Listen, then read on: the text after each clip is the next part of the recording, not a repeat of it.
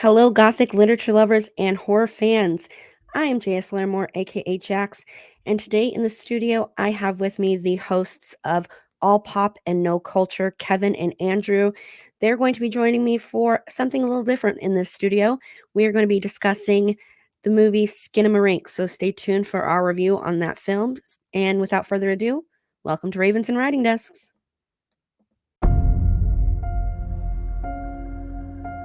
Oh, hello out there. And today I'm welcoming Kevin and Andrew from the podcast All Pop, No Culture.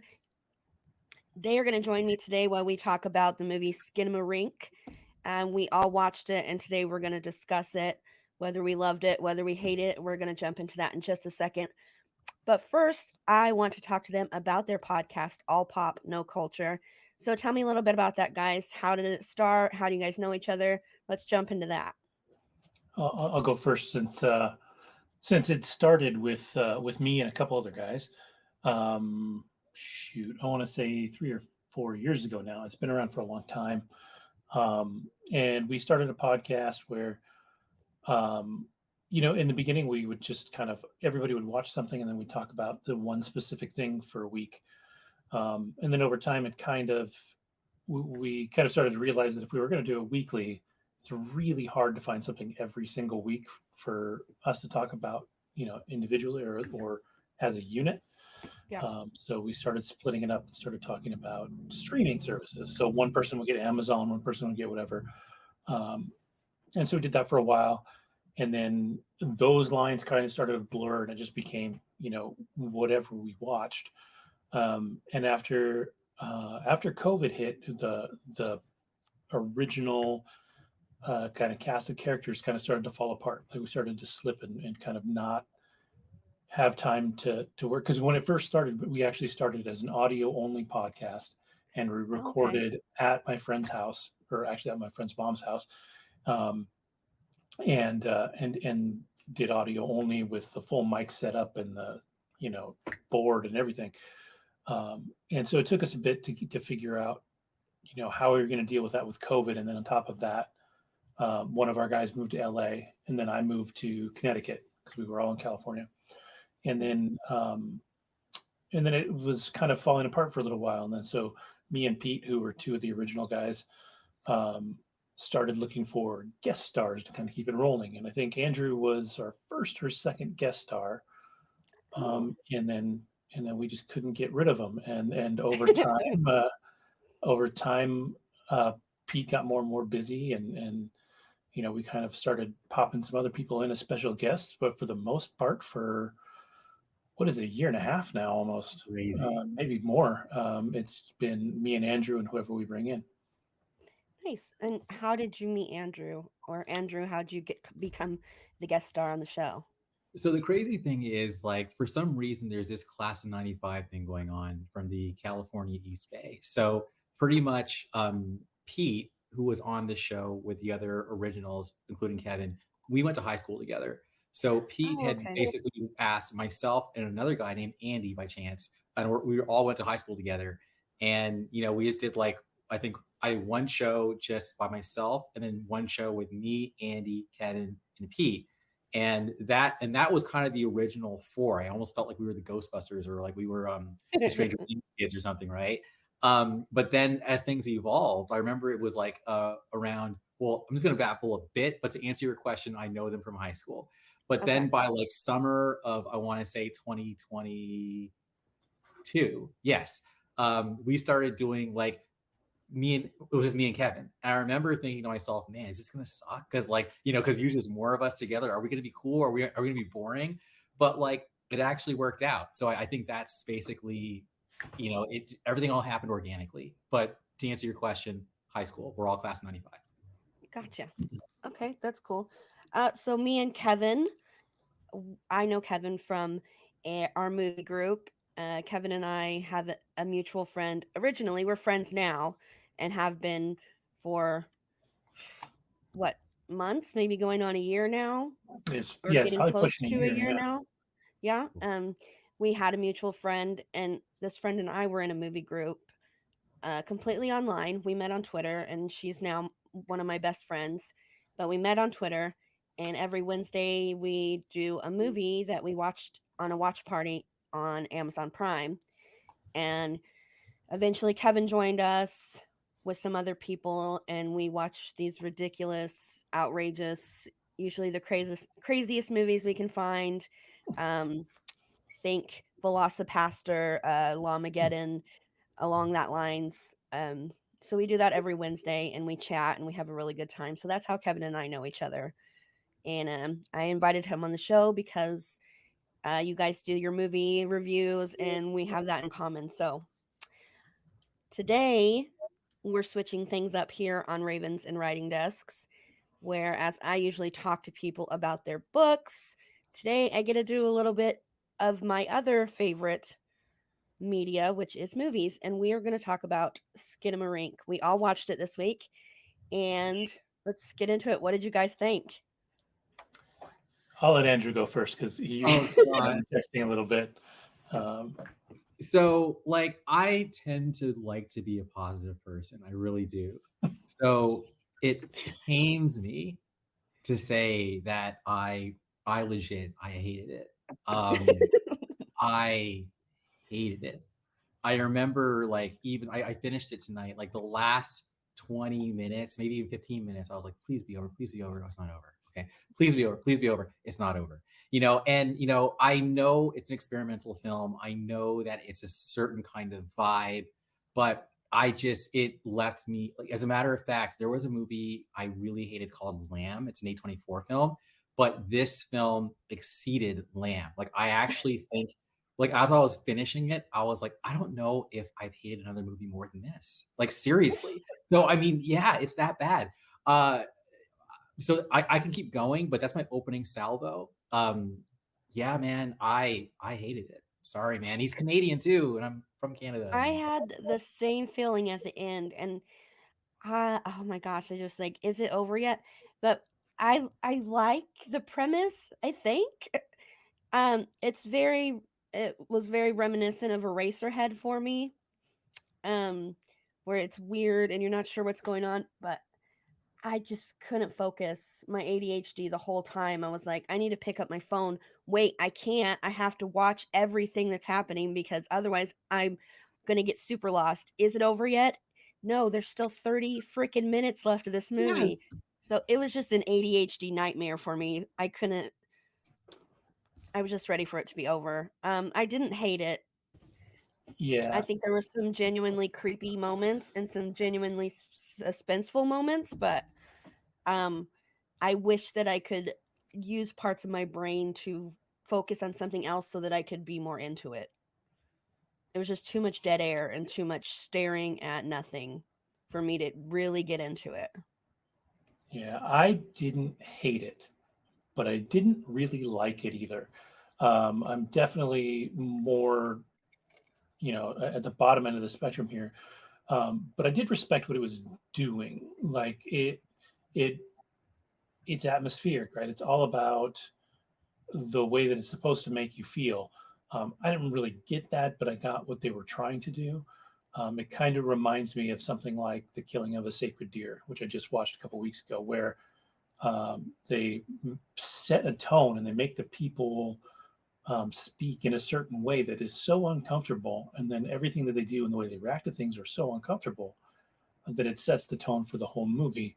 And so this is definitely a movie about the tone that it's in, and if you get sucked into that, I think it would probably be pretty scary. But excuse me, but I didn't, and I think this movie would actually really benefit from being watched in VR with like really good headphones, because the sound does bounce around, right? So Yeah. you get this kind of 3D audio feel to it. And I think if, like I said, if you had like a VR headset and you could not look at anything else, you're 100% in the film, and you're letting the audio kind of eat you up. I can see how it can get you there, but it definitely didn't work for me. I was watching it in a well lit room on a 65-inch TV that was, I don't know, 15 feet away from me. So like there's the world around me, and it's easier to get distracted. So The word fine. perspective just appeared in my brain, and what you just said helped me arrive at that. So yes, if you're in a VR situation, it's definitely going to immerse you, right? Now, one of the things I read about all the critics is like, oh, it echoes your childhood and things that you've gone through. Okay, well, that is nothing like my own childhood, right? So I feel like, the film kind of speaks to a very specific kind of audience who can relate to that. So if your childhood was like that, then it's already got you. But you've already lost me because that's not my childhood at all. And if I heard like a voice say, "Come upstairs," I would not come upstairs. I'm sorry, like it's not happening. That's number one. Number two, perspective. What drove me insane was I didn't know whose vantage point I was looking at. Am I looking at it from a kid's vantage point? Am I looking at it from Kevin's vantage point? I love it. His name's Kevin, by the way. I Am I know. looking at it from Kaylee's standpoint, or am I looking at it from an objective standpoint? I couldn't tell who I was looking from, right? At least with Blair Witch, you could kind of like with that found footage, who's holding the camera. So it helps you kind of relate more to the experience. But the whole time, it's like, is it over? Whose perspective am I looking at? Why can't I see anyone's face? Why can I barely hear? Um, and one of the things that Kevin talks about, because horror, like comedy, is like super subjective, right? So it just depends on who you are and how it lands, right? So one thing that we laugh about is like any possession movie, right? Like The Conjuring, like where or even Annabelle. When demons start showing up, like that's when I'm freaked out. Whereas Kevin's like, I'm taken out. That can't happen. Okay. But for me, toilets appearing and disappearing, I'm sorry, it doesn't happen. It can't happen, period. I sooner believe demonic possession than a house that starts disappearing doors. Like nothing in this movie grabbed me at all. Again, I applaud it. I actually I'm actually kind of sad that none of us liked it, because I want to hear that perspective. I want to hear why you liked it, because I just, yeah, man, I'm not where you guys are. I'm straight up like, I wish I got my time back. I could say more, and I'm going to save it though, because I don't want to dominate the conversation. I almost felt like I was kind of being trolled a little bit. Like, I don't know if you watch The Office, but um, they have an episode, a Halloween episode, and Gabe from Saber comes in with this film, and it's like just random clips of an old lady eating soup and Stanley getting out of his car and a cake being stabbed. And he's like, it's scary because there's no plot line and it's just random. And that's why it's disturbing. And I'm like, the whole time I'm watching this movie, I'm thinking of that film that Gabe brings into the office. And I'm like, this is that genre. I think Gabe could have made this film. Yeah. And that's what I'm thinking about the whole time. So I'm like, is this a troll? Is this just satire, or is this really supposed to be scary? And like I said, it did have the atmosphere, and there was a, a jump scare that got me The when the phone for little me. girl's upstairs. So Okay. there was Mhm. some Yeah. scary parts and some suspenseful parts, but like you said, where you don't know whose perspective you're seeing. I didn't know if I was supposed to be seeing Kevin's or Kaylee's or the entity or whatever it was at any given moment. So I didn't know who to relate to, or Yeah. it was just confusing for most of the movie, and then I couldn't focus for the last 30 minutes of the movie. So I wanted to like it a lot more than I did. Yeah, me too. And it was interesting, if you watch the beginning of it and then you read up on it. It was a crowd-funded film, and not only was it crowd-funded, but the idea of it was crowd-funded. So the dude that made it took a bunch of notes from people. Like he asked people, what dreams scare you. So this is like the whole point of it is it's supposed to feel very much like a nightmare, not like anything Right. that could actually happen in real life. It's supposed to feel like a dream and be that abstract in that regard. Um, but at the same time, like I'm with Andrew. I would like to see the list of things that people wrote down that scared them, because I understand that stepping on Legos is one of the worst things you can ever do. So maybe that's somebody's nightmare because there's Legos all over the floor. But after that, like I don't know. Just I mean, not knowing where you're going, losing perspective on things, not being able to do things that you want to do, and not being able to escape. Like I see how those things kind of were woven in, but I don't know where the rest of the story is. Other than the little girl followed the voice, didn't do what it was told, and she lost her eyes and her mouth. And then the little boy, I don't know, stabbed himself in the eye and Yeah. then Yeah, that called got Big me. 911. Yeah. Um, Sorry. no, Go go ahead. ahead. Yeah. So like I did reading as well, right? So when like Kaylee goes up to the room and sees her dad first sitting on the bed, and then he disappears, then her mom's there, and then her mom disappears, and then she's in the closet and goes, "There's something here," and then you hear bones cracking. Now I read that like afterwards, and that to me gave me a little bit of a chill. So basically, Yeah. my thing is like, okay, so clearly, like this entity lived in the house. It probably made the kid like injure himself in the sleepwalk. When they came back to the house, the entity is like, okay, I'm not now, it's on. Like, I'm not just messing with this kid during dream walking. I'm gonna take your whole family. So that I kind of get. Um, but yeah, outside of that, like I totally and Kevin, I'm doing this on another show. I totally had a point. It's gone and it's gonna come back. It's gone. Oh man. Oh man, it's Yeah, fun. and It's and good. maybe it's hard to care about these kids too because we never really see them. Mm. I know they were kind of did that to keep it eerie and whatever, but it's hard. It's kind of hard to connect with the kids too, Totally because random. I don't know who they are. Yeah. Totally random. So there is an anime that's called Neon Genesis Evangelion, and there is a sequence in the film End of Evangelion, which is so much like this film, right?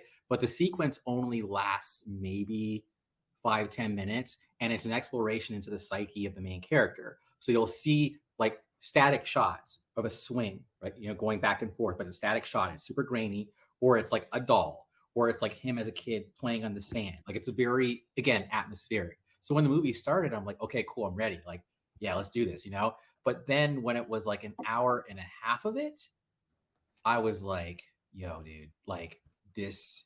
Okay, I think you guys get the point. Andrew hated it. So yeah. Well, I'm super curious because the dude did a short film. I'm trying to find the name of it. Heck, I think But it was called. what was it? Was it called Heck? Because I remember I was reading about I it, think so. and I I Yeah. think think this so. film is an expanded version of Heck. Yes. Yeah, I'd be I curious read about that that too. one. Yeah, I'd be curious to see that one because I think um, I know it was obviously shorter. I don't know how short. I mean, if it was like half an hour, I could do it. that might actually work better than 100%. the full hour I and a think half. that would be better. Yeah. Um, I want it to be good, but oh man, it made $798,000 on a $15,000 budget. So I mean, it financially speaking, really, yeah, yeah, it really did. It had it was really popular, but I think it failed to accomplish the things that Eraserhead did with the same kind of genre and disturbing imagery because and Eraserhead is not a movie I ever want to watch again, but there was at least some plot between the imagery and the strange things that were happening on screen, and you could somewhat connect to the characters and kind of feel what the main character's feeling, and you could interpret what was happening. My issue with Skinamarink is like I had to do a bunch of reading to be like, okay, what is the point? What is supposed to be happening? yeah. And I'm like, is he dead? Is he sleeping? Is he what is happening to this kid right now? Are they in an alternate dimension? And all my reading there was like, well, it's whatever you interpret it It's to all be. of those. Yeah, whatever you want it to be. Because like one theory is that when he fell, he actually got knocked into a coma. This is all his Yeah. coma dream. Or Another he one is that died. this is, or he's dealing with his dad's abusive, and there's like that scene at the end where they show the blood splatter and then disappears, and the blood splatter and Yeah. disappears, and then he says "mommy," and then it cuts away.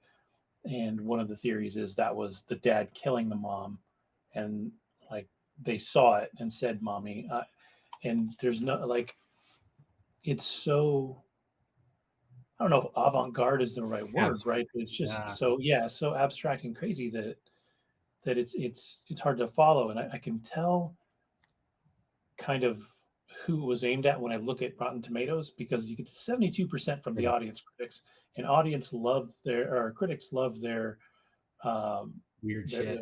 their weird stuff, right? Like they'll rate something much higher than it probably deserves to be because it's so smart. It reminds me of New York Fashion Week last week when a dude snuck onto the stage in a garbage bag in his underpants, Yes. and nobody stopped him because they thought it was fashion, And I'm like, this is that film. This film is the dude in a trash bag in his underpants, and the audience score is only 44%. So you can see that like the wider swath of people watching this didn't get it. Yeah. And again, I'm not Mr. I want you to be Michael Bay, like popcorn. I hate that. I mean, Yeah. Kevin can vouch for me. Like, I'm definitely about things that are smart and different and left of center. But there's a limit for me. Yeah. Yeah. Uh, I wanted to like it too. Thank you, Jax, by the way. You totally piqued my interest. I've heard of Eraserhead. As a matter of fact, total random factoids. A Kid and Play, they had a movie called House Party back in 1990. A Yep, cop I remember. calls Kid Eraserhead. So between that and you mentioning the damn film, like this is like it's a sign from the universe. I need to now watch this film, especially since you say you never want to watch it again. I've never It's seen on it. Max. It's Done. not bad. It's not bad. It's Oh, it's disturbing. David Lynch. It's disturbing. Um, not how do I just? It's uncomfortable. Question for Not you. disturbing. So It's uncomfortable. Hereditary or like Midsummer, like would you say it's on that level or even more disturbing? Um, it's maybe less. I don't know. They're different I love kinds. both of It's them. Fair. different. Okay. It's different. It's Noted. uncomfortable. Okay. Hereditary and Midsummer are um they're uncomfortable in a I don't even know. It's different. Okay. It's like kind of avant-garde. Um there's very little talking, and what is strange, and it's very uncanny valley type of movie. So you just know everything's off and weird, and um the whole movie is kind of like playing on David Lynch's fear of being a father, or his uncomfortableness with being a father is the point of the movie. So um Huh. it's taking that idea and to an uncanny valley, disturbing, very uncomfortable arena. There's some gore and some ick, and but it's all in black and white at the same time. So it's interesting, but it's uncomfortable. Duly noted. Thank you. Yeah, I recommend everybody see it once. it's It's like worth the watch. what's the Clockwork Orange? Clockwork I Orange is a love great movie Clockwork if you watch Orange. it one time. Yeah, I love Clockwork Orange.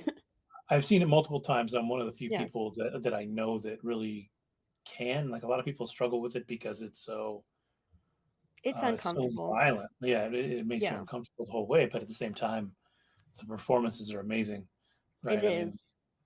and No, so It's a kind of a profound film, to be honest, and the book is mhm, great too.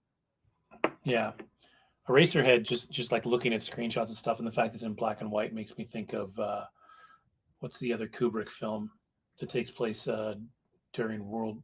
Is it during the war? It's all black and white. I watched it, actually literally watched it for this podcast. We did an episode that was all Kubrick based. And now for my Strange life, Love? which one? Is it Strange Love? Yeah, I'm just Dr. Strange. yeah. Yeah, yeah. Oh, I haven't Which seen was it yet. funny. Definitely much funnier. It's definitely not a horror film by any stretch, but it's in what it does with comedy is it's ridiculous, but kind of brilliant at the same time. And I feel like something like Eraserhead is probably over the top on the horror side of the genre, and then and black and white, it does lend itself especially well to horror films, I think. Yeah, um, there's just something special about it that works really well, and I don't know why that is, but it really does.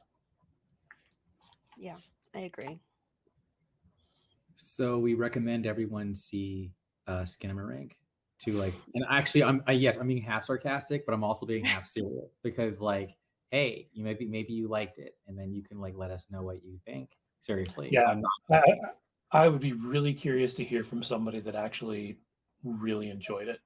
Yeah, Uh, if you liked it, leave a comment and tell us why. Because, like I said, I didn't hate it, but I'm not gonna watch it again. I don't think I could sit through it again. yeah, it's funny because I'm the same way, but I also kind of wonder if you watched it and then read about it and then watched it again, if you'd get more out of it a second time through. It's funny you Uh, say that because that's Maybe. how I was with Ghost in the Shell. I was like, everyone's like, oh my god, Ghost in the Shell is this amazing anime, and I'm like, this is whack. So then I then watched both Dark City and The oh, Matrix, and then read about it and went back and watched it again and totally saw the connection. Like both those movies I think were inspired by Ghost in the Shell, especially The Matrix. oh, for sure. Um, but so maybe, but also check this out, editorializing, but whatever. Like Kevin knows, like last week I had a crazy week at work. So I was burned out. Okay. So I was already tired and burned out. And I think I even said to Kevin, I said, this movie is an amazing sedative because I was falling out like on Sunday afternoon, like after maybe 15, because it was just so quiet and like dark. And I'm just like, you know, so then afterwards, like I'm like, let me, and I hate watching things when I'm tired because I'm unfairly mean to it. So it's totally possible that I partly hated it because of the state of mind I was in, to be fair. Yeah, I'm super curious if I because I watched it today, and I'm super curious if I have any weird dreams after this that that are I have weird Skinamarink dreams related. all the time, so it'll probably just be more par for the course. I really did think that the kid was dead for a while, um, because when when he's like, "Why is mommy crying?" and the little girl sees the parents, but he never does see them until like the end, but they don't seem to react to him. Then I'm like, well, maybe he's dead and only his sister can see him because little kids are always known to see ghosts. And like, maybe he actually died when he fell down the stairs. And she's the one Yeah, that saw him fall down the stairs too. So I and thought that he died and that yeah, she was and, just seeing his ghost. maybe the eye and mouth thing is more metaphorical, like she can't talk about him because he's no one will believe her or Yeah, something like that. That works too. Like that's what I thought. that is an interesting thing. I think if you had like a film class on this, it'd be interesting to see how many different perspectives you would get, how many different ideas behind it you would get. Yeah, And maybe that's the point of it. It's such a bizarre film without any real definition that that it is so open to interpretation. it's like like a song in that way where so many people can take the same song and they're like, well, I think it's about this. This movie's like a song. Like you watch it and you can get so many things out of it, but then the director's like, yeah, I'm not going to tell you though. We're just not going to go into that. Yeah, It's whatever yeah, you want it to be. Which yeah, to me is like a cop out because I mean, it could either be the director definitely had something in mind, or they were just like, no, I don't know either shit, and I just want to like hear the best one, and then Yeah, maybe years later I'll take that. But no, I really do like that take about him being dead. That it I actually felt like goosebumps as you were saying that because yeah, kids do like animals. Kids, I think, do kind of have sixth sense. I know even Kevin. Another thing that gets Kevin is when kids are like doing creepy shit stuff. It's like because the kids are supposed to be nice and innocent, blah blah blah. So when they're being all creepy and weird, I think that's one of the things that gets you. yeah, But that wasn't necessarily the case here per se. But the fact that it was dealing with kids, I thought that might like at least up the you know the yeah, scary for you. yeah. I think if we had seen them more, maybe it would. Um, if one of them had been really evil, or ultimately been possessed, or if we, or God forbid, if we had seen the kid act like really just like go for the eyeball in a over the top kind of way, that probably would have got me more. Um, Donnie and Darko it's moment. yeah, and it's interesting because for me, the things that do scare me in the most in horror movies usually are the things that you can't see. And I think the biggest issue with this one is that that stuff is so few and far between that it's hard to really get that creeping sense of dread. And I think maybe, like I said, I would have had it if I was sitting there immersed in it with goggles and a Exactly. headset, and there's no outside interference. So maybe this is a theater movie also would have been better. I don't know. I gotta say though, if I was in the theater, I'd be pissed. Like I was like, I came out to see this, and then Yeah, like a pay theater, $12 for that? I would Yeah. be. No. And I wonder too, like if it would mess up a little kid to go see this, take a kid that's like 9 or 10, because it's not graphic. Like it's not. There's nothing that a kid technically can't see, right? Other than the little girl without her eyeballs in her face, which is a little creepy. But other than that, like there's nothing visually. But I I wonder if it don't would get I kids don't more. know. So, Yeah. Sorry. my 8-year-old really likes horror movies. I don't let her watch anything with, like, nudity or, Right. real gore, just, like, cheesy stuff, um, but she happened to come in the room when I was watching Eraserhead, and there's just this one part where there's like woman dancing on like a vaudeville stage, and she's in a full dress, but she's got like dog cheeks and fur, and it creeped her out. So like nothing really creeps her out. She loves zombie movies, but that made her so uncomfortable, and she like freaked out and left. And it was nothing gory or scary. It was just a woman like tap dancing on an old stage in black and white with a little bit of a dog face, and she was like noped the f out. She's like so I think it might scare little kids. Objective. Yeah. Yeah. Yeah. And They that pick makes up on sense to that. me because I think the abstract and the things that are weird, I think they eat kids up a little bit more, right? Because their imaginations are great at filling in the blanks because they use Yeah, them all day, every day. Um, yeah, I think here when we're watching it, we're kind of filling in the blanks afterward, yeah, and reading what other people are filling in the blanks with, right? It's almost like a term paper instead of just an experience. Experience. Exactly. For me though, like one of the scariest moments though was that face at the very end. Like you could barely make out the face. Like, is that a Hmm. face? I think it's a face. yeah, Because it reminds me of like, yeah, like when it's dark and you can barely see something and it's like you can kind of make something out. It's just, yeah, that floating face was for me, if I saw that as like, 4 or 5-year-old, I think that would mess me up. Oh yeah. Oh yeah, yeah. for sure. I really wish they chose a different voice though. um it took me out of the moment, like the voice Hmm. for the entity, because it sounded like Frank from Donnie Darko. Yeah. So like the electronic voice, it pulled me out of the moment.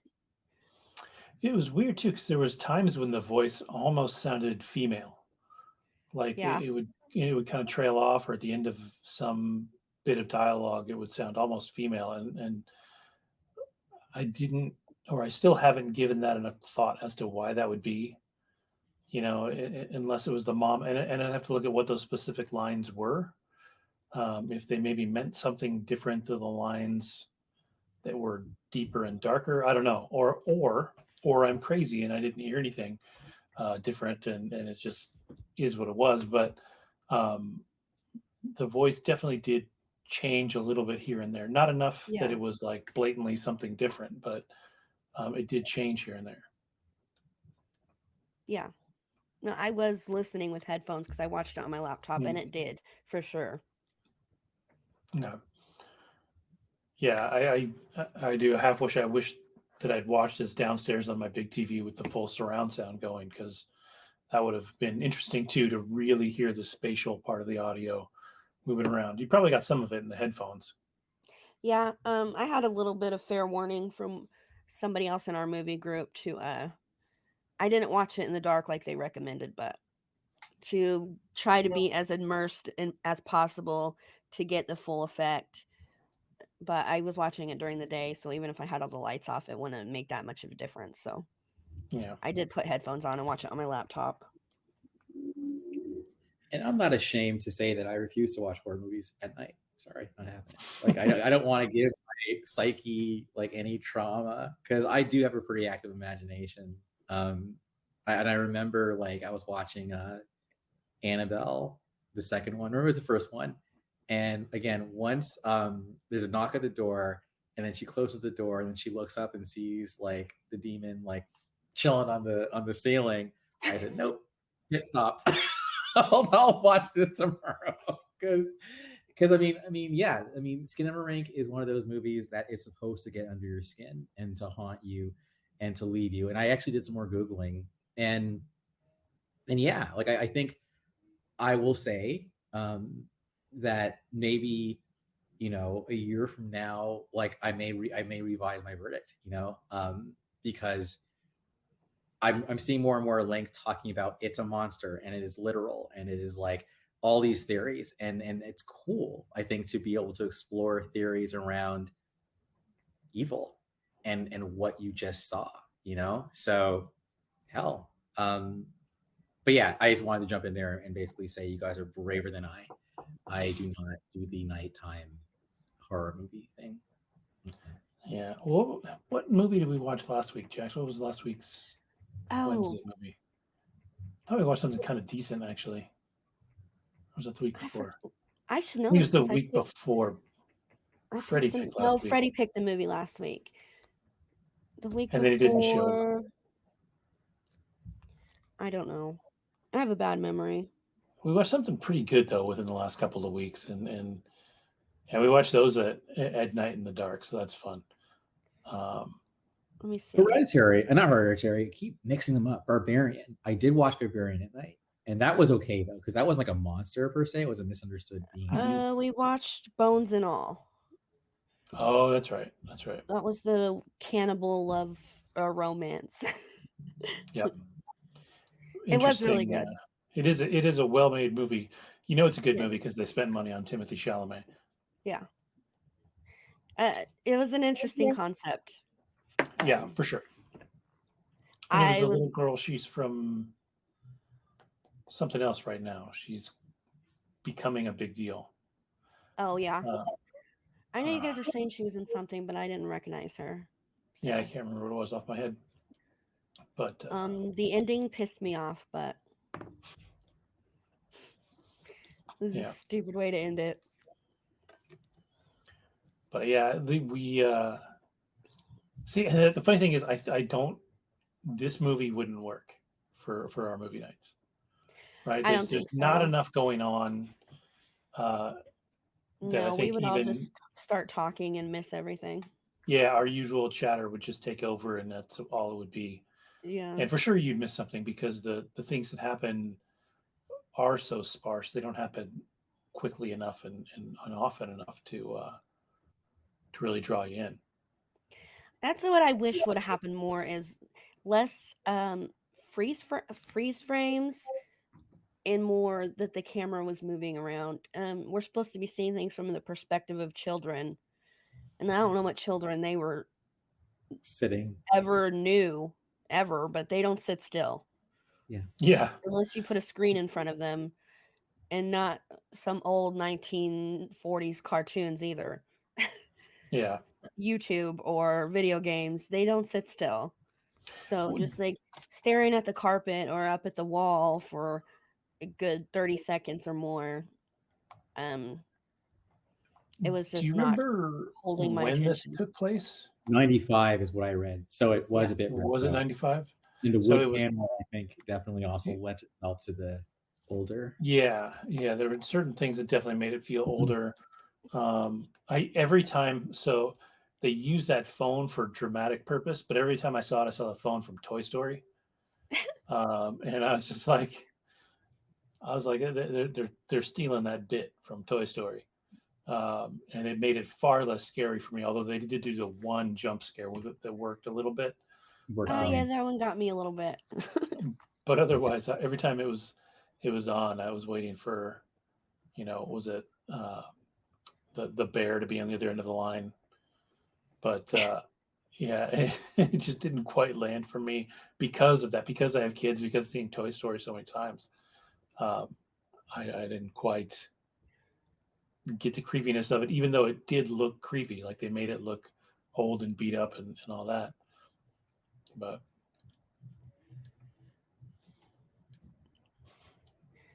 Yeah. Last question. Oh, Okay. so how did Skinamarink, I guess, come to your? I mean, we'd heard of it, but like how did it come to your attention as far as like, hey, this is a movie we should watch? Um, s- well, because Kevin asked me, he's like, "Did you pick a movie yet that we were gonna watch?" And I was like, oh yeah, I forgot that you guys did that." Because I just usually do an interview and then we play a game, and that's how my podcast usually goes. So I was like, "We'll do this because that's what you guys do, and that sounds fun and a lot less planning on my on my part." Um, so I had been meaning to watch it, and then I forgot about it, and I never had a chance to sit down because I was told to get immersed in it. So, um, it came across Hulu the other day, and I was like, "Oh, yeah, I need to watch that." And then when he asked me that, I was like, "Hey, let's watch this one." And I figured it would be good for a discussion. It seemed weird and open to interpretation, so and I actually think it's a great movie for discussion. I think there's enough about it that makes it worth talking about. And like I said, if uh, if this was a group of 20 people, I'm sure there'd be a handful of people in it that loved it, and that would be an even more interesting discussion. But um, like I can see this being a film school film at some point. Sure. It's yeah. made for nothing. There's no soundtrack to it, so the only audio is what comes from those cartoons, and then the voices. So they didn't have to pay anybody for music. Oh, and I would all those assume, cartoons were open source. yeah, And I'm they made sure, a point to say that in the yeah, credits. Yeah, that was smart on their half too. Mhm. yeah. So it's definitely, I mean, all in all, it's a creative film. Love it or hate it, it was really creative Yeah. and a intelligent filmmaking, whether it was great or not. One of my favorite shots was the upside down shot where they're going into the bedroom. I think it's like Yeah. literally. I was trying to think, how do they shoot that? Like obviously, like someone's probably holding the flashlight to make it seem lifelike, but it was still a cool shot. Like walking into that was my, like, as far as creativity goes. Yeah. Loved that shot. That was a good Yeah, shot. Thinking of the budget for this film, and it just blows my mind that more large studios won't pick up horror because you see this film, $15,000, and it made, what did you say, like yeah, almost $800,000. 735,000? Yeah, And then um the first Terrifier movie had a $35,000 budget. It made $400,000, and then they came back on the second one with a $200,000 budget, and it grossed in the millions for the second one. Like, yeah. why are we spending millions of dollars on these major blockbusters when horror is making so much money right now? It blows my mind that these studios aren't picking up horror. Yeah, horror is one of the best genres to write if you can write it well, because you could take something like what's the one where it's all in a cabinet, it's at the house. She's deaf. It's by the guy that did Midnight Mass Oh, and Quiet Place. Is that the no, one you're no, talking about? Oh. no. It's even smaller than that. It's super tight. Um, but it's Mike Flanagan.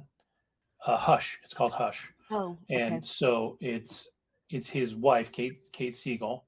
She's deaf. She lives in this house, and she's effectively being stalked by one guy. And so the whole film was shot in this house with this guy, and that's basically it. They have like two or three people show up for bit parts real quick, Yeah. but it's two actors in a house. I mean, it's the same thing as Skinamarink. They probably just use better equipment. Right. And so you come up with that idea that fits into that space, and it can be super inexpensive. Like taking Evil Dead too is the same idea, right? Evil Dead wasn't made for anything, right? You're paying some actors, and you're in a single location, I and love then you that go nuts. movie. And the I, scene when she's outside and they use the dancing Barbie doll. So Ugh, peak cinema Kevin, right there. and we were talking. I remember now when we talked about Paranormal Activity. That's when Skinamarink came up. Paranormal mhm, Activity is still, I think, the most profitable film of all time. This is mhm, crazy to me. percentage wise, yeah, The production to produce it was only 15,000, right? Yeah. When the studios found it, they added a few extra shots, but those extra shots and marketing, I guess, was 215,000 for post production. The box yep, office 194.2 million. So Jesus. 15,000 for principal photography. 15,000. Like, right? yep, yep, Yeah. Almost 200 million. That's butter. And I think that honestly, it's the Conjuring franchise that's basically kept Warner Brothers afloat, because basically the DC like universe, a whole comic book thing, whatever. It's like this guy named Peter Safran. He's like running it with what's his name? Tell me. Zaslav. No, not that. The Marvel guy. Um, Safran and anyway, the guy who Oh, did and James Gunn. thank you. James Gunn and Safran are running DC now, right? Safran is a producer, and he's the one who's behind all the Conjuring films. So even though, in my opinion, they're not like the best filmmakers out there because they keep making things like, they're all bombing right now.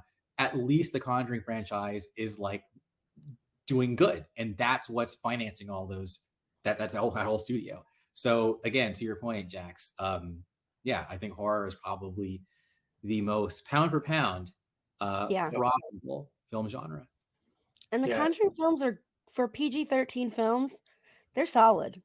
yep, I mean, they're spooky, they're creepy, they get you with the jump scares, and I'm not always a fan of jump scare horror, but it gets you. I mean, you can't tell me even the most hardcore horror fans can't say the jump scares don't get them. I mean, you might see some of them coming, but one or two of them are gonna get you. So, yep, I mean, it's fun. It's stupid fun, but it's fun horror nonetheless. And they're PG-13, so they're great introductory horror for teens and maybe even slightly younger kids who want to get into it. So they're solid films, yeah. And and what I they've been solid throughout the franchise. yeah, and what I like about him is that um, kind of like some of the things that happen in Midsummer and some of the things that happen in Hereditary. There's truth behind some of the Conjuring franchise. As you get into the Nun and as you get into the Annabelle stories, it gets less and less and less true as it goes on. Yeah, But the two main characters from The Conjuring were real people, yeah, and the things that they did are the basis for these films, and they're exaggerated. So it kind of makes you watch it and then also go back and do your research on what really happened, which I think is kind of cool.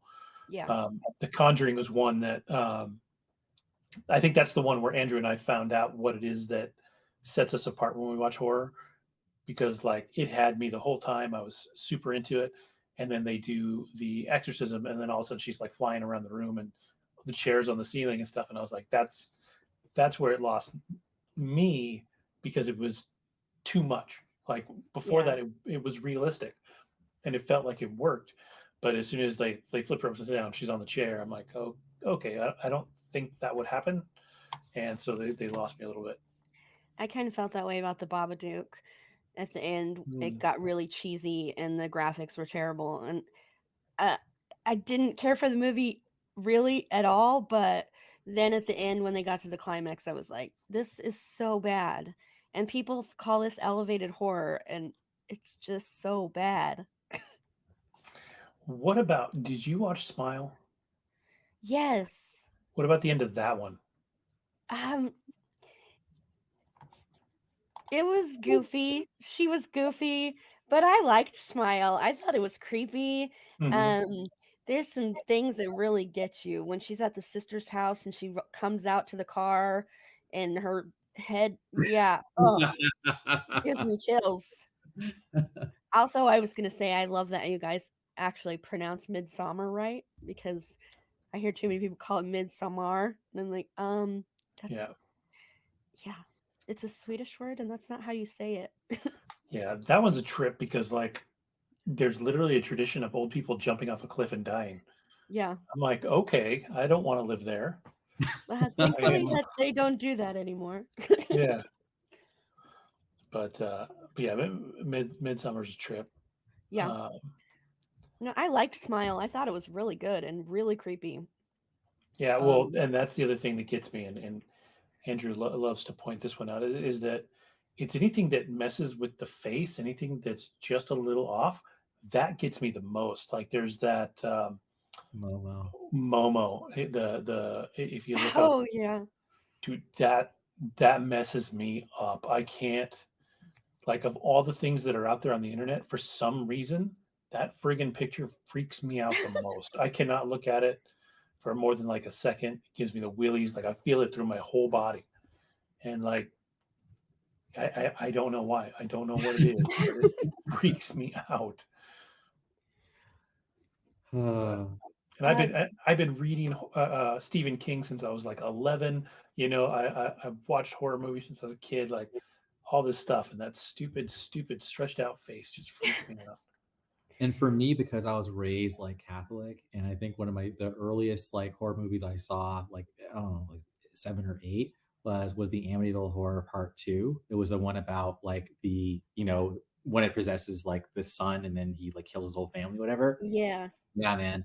And then I read like The Exorcist, and I read The Amityville Horror in the 6th grade as well. So for me, it's just like being raised Catholic, just Satan shit.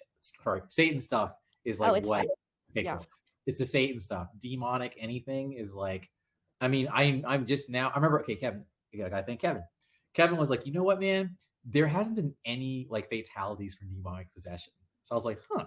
So I actually like looked it up and like you're right. There's only been like maybe dehydration or they died of malnutrition. But it wasn't the Yeah. demon who did it. It was just like whatever. So that made me be able to like handle demonic possession stuff again. But man, there's something about possession that just gets me. I'm not a fan. Yeah. I'm not a fan of any kind of cave movies or being trapped movies. The Mm, Descent, I had Oh, to get up and leave the room in parts of that really? movie, and I what? can't do it. Have to go. I can't watch Which, this. which movie was it? The The Descent. Descent. Oh, The Sense. Got it. Okay. Yeah. I just watched that for the first time a month or two ago. I'm Um, severely claustrophobic, so I had no, to that'll leave. definitely get you. So And then for did you see Black Phone? Did that bother you at all? I love that movie. No, I think because the focus on that was more on the supernatural elements than the kidnapping elements. I'm okay with that, but like the descent, she's getting crushed in that in the tunnel, and I'm like, nope, I'm out. I gotta go. I can't watch this right now. and What I get about that because I'm not claustrophobic, but there are scenes. So I watched, I think it's the latest Blair Witch kind of remake, and there's a scene at the end where they're like digging through a tunnel in the ground, and like the hole is too small. There's no way anybody fits in this. And I was like, I'm not claustrophobic, and I was like clutching at things. Like I was like this. I was uncomfortable.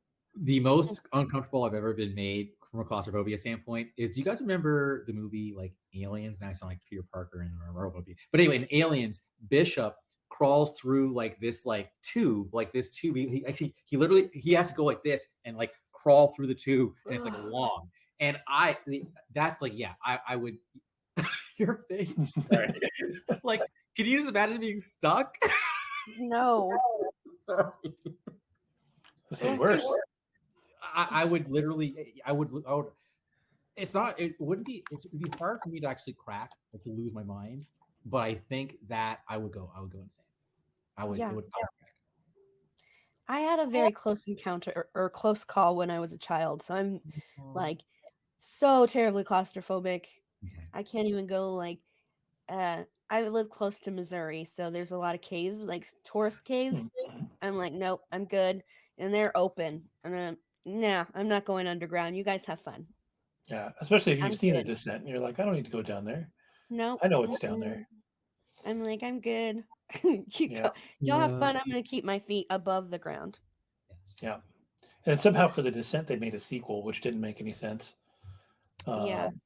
Especially the Descent is an interesting one because there's an American ending and a British ending. And the British ending definitively ends the movie there. Like there's no way there could be a sequel. Um, and then they made a sequel to it um, from the American version, and it was just dumb. I'm like, why would you go I back? don't think You, I've you seen the know your second friends one. are all Yeah. dead. You no. Like sometimes you just have to make the right decision. Be like, I love my friends. They're dead. Yeah. We'll throw a wake and have a good old time. You will be Um, missed. yeah, yeah. It's like there was a TV series with David Tennant that came out not too long ago. It was a streaming one. It was only like 6 episodes. Now I can't remember the name of it, but the gist of it was is that he was a priest. One of his parishioners was had a lot of problems, and he was going to go to jail because he had like a USB stick with child pornography on it. Like that was his thing. And so David Tennant's character takes it from him so that he won't get in trouble and says, you can't do this anymore. You can't do this ever again. Blah blah blah. Well, David Tennant puts it in his pocket, comes home to his wife and his son, puts it on with his keys on the tray. The wife finds it, thinks it's the son's, and then like it's this chaotic series of ridiculously horrible decisions. And like it ends up a woman gets trapped in the basement, and they have to kill her because they can't let her go because she thinks that the porn belongs to the kid or she thinks it belongs to David Tennant, one of the two. And it's just like, if I at think any I saw point, this. yeah, if at any point, oh, it's called Inside Man. And if at any point just This one sounds very person familiar. had made one intelligent decision, the entire movie's over or the series is over, and everybody lives some degree of happily ever after. And you just That's watch like it every horror movie ever. sort of, but this is like bad. Where you're like because it's not in a horror situation. Like they're just in their homes, continually making bad decisions, and you're like, just dude, just stop, just Jackson, explain everything. sorry. What? It's funny you said when Jackson. That's like every horror movie, right? So that was my rail against, like not against, but my rail about Barbarian, because like I even said on this show, I said if some voice said go upstairs or go downstairs, I wouldn't do it. Like I like when I watch these horror movies and I see these people making decisions, it's like I need to relate to you to like be invested. So the moment you keep zagging when I would zig, it's just kind of Yeah. like, so I feel genuine what's the word, sympathy and empathy for people who are caught in situations that they couldn't control, i.e. being possessed, right? Yeah. but if you have a choice to go into an Airbnb in a random ass part of Detroit where they're like, why would you go there? Oh, it's cool, or go back It's not downstairs. cool. Thank No. you. It's Well, not cool. even like the whole beginning of that movie, which turned out okay, right? Like it was almost an okay situation. Like when you show up and there's a creepy looking Skarsgård at your door, you're like, bro, you can have the Airbnb. I'll go sleep somewhere else. Be like, we don't I need to think you mean an share. adorable Skarsgård. Well, he was it. So, um, I like clowns. Wow. Huh. yeah. Not very common. I think I hear so many people say they hate clowns. No, I love them. I don't have a problem with them, but I understand how they can be creepy for sure. I love There's- them because people hate them. Yeah, I think it's that'll funny. do it. Okay, I gotta do it. Have you heard of Myers-Briggs? Myers-Briggs. I've heard the name. So yes, I feel like yes. All right, we're not You know doing the this name. show. We'll do it some other time. But no, I'm always like what's the word? Observing people. It's a personality kind of theory. It's like 16 different types with 4 different letters. So I was wondering if you knew what you were, but if not,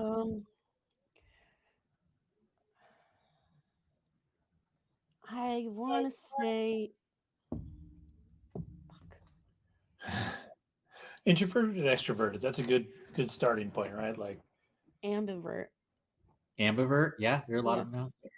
Yeah, no, I don't. We can do this later. I think just it's I was just curious. in I either INJT.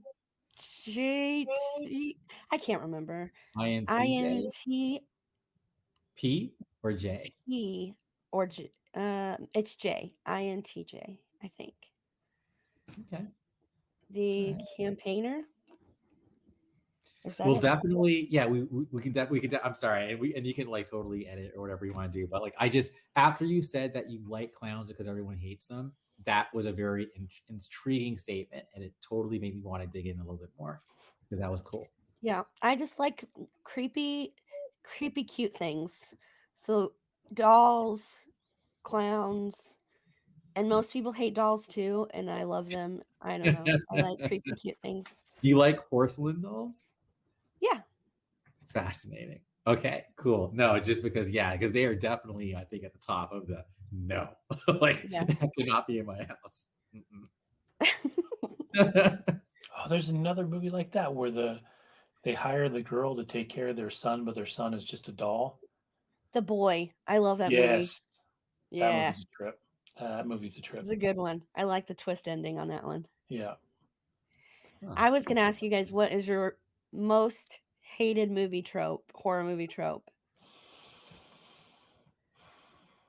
Like something, or even if it's just something they do that makes you so mad, and it happens in so many horror movies. You know, for me, it's I already kind of already talked about it. It's always the exorcism. They do the exorcism and they get so over the top that I'm like I can't buy this. Like if you're gonna sell me on a possession movie and make it feel so real, like I said, The Conjuring, um, that one lost me. It started to lose me when I grabbed the dude and took him down the hall and then down the stairs. Yeah, Like it was this full body thing that if you read about possessions that doesn't happen, and then they're in the basement and the voices I get, you put a bag over somebody's head, they speak in demonic voices. Cool. There's some like open sores or blood or something like that. Cool, I'm still in. But as soon as they start like floating and sitting on the ceiling and stuff like that, I'm like, you lost me because it's too much.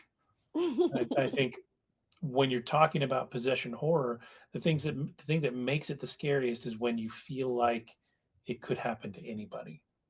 yeah, Yeah. I would, I'm not like the horror connoisseur per se, right? So at first I was going to cop out and say, yeah, I don't know enough about it, right? But then I thought about it, and I will say, and this is a very like half-baked, totally subjective opinion, but I would just say the jump scare in general. I just like do something that is not just gonna like grab me and like startle me. Like that I expect. It's almost that feels very rote. I want something that's going to mess with my psyche. That's what I want to see. I think jump scares are cheap and anyone can do them. You don't have to be a good yeah. filmmaker to do a jump scare. So I think that That's would a be good my point. I hate in slasher films when the protagonist or the victim hits the slasher and knocks them down, and they have a weapon and they have the upper hand, and then they drop their weapon and run, and I'm like, just keep hitting them. Why are you running away? You have the upper hand. They're down. Beat them till they're unconscious and call the police. Like, they tried to murder you. You're allowed to do that. self-defense. But no, Yeah. they run, and like, this movie could have been over. You could have just Yep. got them arrested. Yeah. There's a lot of people that Or run children. in horror movies and don't just do the thing. Just kill that son of a bitch. Yeah, just keep hitting him. That's why I really love Sam Carpenter as the new final girl in Scream, because she gives no fucks and she just like goes for it. And I'm like, Yeah. yes, you are savage. Yes. Yeah. That franchise came back too, big time Yes. because I just watched them all pretty recently. After having not watched, I don't think I've watched past three, and so I went back and watched them all, and uh, and I really fell in love with the new ones. I, I They are love great. I love her character because she's so like ambiguous. Like you don't know like in the next one that comes out, is she gonna be Ghostface? Like Yeah. she could totally be the killer, and I know they're fighting that because she's Billy Loomis's daughter, but like she could totally like just in any movie at any point, even Right. like She's halfway through definitely the got movie, she could a become Ghostface. Yeah, switch. She's like yeah, the She's got a switch. Anakin of horror films. You know, like she would become like yeah, no, but it's so justified though, man. Like in my opinion, like again, yeah, not to go turn to a killer per se, but just her righteous, as you said, Yeah. savagery, her righteous rage is just so cathartic. I think we're gonna see a lot more of the final girls like that are just um what's her name? Sienna and Terrifier 2. Um that girl's just got the crazy in her eyes, and she was so savage, and I just loved her and was like, these are the heroines and the final girls we deserve, not these clumsy, I barely made it out alive, saved in the nick of the time but still survived because of somebody else coming in kind of final girls. These savage boss babes final girls are what we deserve in horror, and I'm here for it. So yeah, yeah. I agree. Sienna and Sam Carpenter right now have my heart for Final Girls. Yeah, I love the girl that can hold their own and kick ass. Even if they get pushed around for a while, at least let them get to that breaking point and then have them turn and be willing to, just go nuts. Yep. Well, we are past the hour mark, and I'm sure we could carry on, but it is late, and I have to. My kid is still running around. She needs to go to bed. So, um, this I'll give you guys a chance to plug your podcast and share your socials. So you can do that right now. Or you can. Go for it. Yeah, well, we're the All Pop No Culture podcast. We drop episodes every Wednesday or Thursday or Friday if I'm dragging, but we generally drop every Wednesday. And you'll most of the time see Andrew and I. Sometimes our friend Jen shows up. Sometimes Pete shows up. Sometimes Andy shows up. We got a few other people that come and go. We've had some great special guests, and so yeah, we just try and keep up with what's going on, and then throw some stuff in. I've last week, I went on a huge A24 horror film tear, so we've got that going on. Um, but yeah, we love doing it, and we talk about just pop culture, mostly films and television in general, and we love to do it. So um, definitely check us out. We are on YouTube. We're All Pop No Culture. Twitter, I think we're at All Pop No Culture. And then I know on TikTok and Instagram, it's All Pop No Culture, and we have a Facebook page, so you can find us everywhere. They tend to be a little less updated than the YouTube, but we're there, and we are all caught up. So we're also just you can find us on Apple Podcasts if you just want to listen, or Spotify, or all the podcast channels. As always, those will be linked in the description below. If you want to find out more about me, you can find me on YouTube, of course, at Ravens and Writing Desks, on YouTube at Jax2, oh wait, on Twitter at Jax2_0, sorry, for a little while longer. We'll see how that goes. On TikTok at Jax the Tiny Raptor, and Instagram at jslarmore, and at jslarmore.com. So like, subscribe, and hit that notification bell so you don't miss any episodes. And thank you for joining us on Ravens and Writing Desks. Thanks, guys, for joining me. Hey, yeah. Hey, before you cut, Okay. real quick, do you want to throw something in about your books and stuff that you have out there that I can throw in on ours? Oh, I know you've got yeah. some books on Amazon and stuff like that. Thanks. So I have a fantasy trilogy called the Wilder series. It's on Amazon under J.S. Larmore, and I have a poetry collection called A Theater Strange. It's also on Amazon under J.S. Larmore. And then everything else is short stories in Quill and Crow books, but you can find them on Amazon just by Google or by searching J.S. Larmore. There's about 3 or 4 of them out there. And then I have one with Band of Bards and Dark Side of Purity collection. So And really quick, because I know nobody on our podcast probably knows what it is. What's Quill and Crow? Quill and Crow Publishing House is a indie publishing house that publishes gothic horror and gothic literature. You can find all of their books at thecrowshop.com. That's Cool. shop with 2 P's and an E. So Ah, that's where you can find all my books. Thank you for excellent. reminding me. Yes. All right. Like I said, like, subscribe, and hit that notification bell. Thanks for joining us on Ravens and Writing Desks.